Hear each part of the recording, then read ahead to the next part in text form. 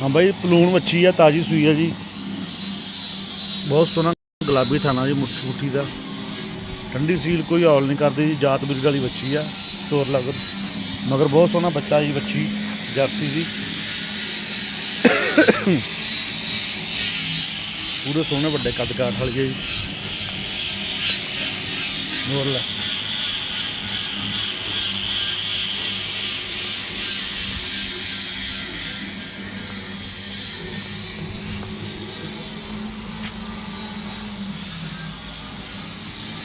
चवाई एक नंबर है भाई, पूरी ठंडी सील है, पूरे बड़े कदकार दी है जी। 15-16 लीटर दुध पा दूगी पहले सूए।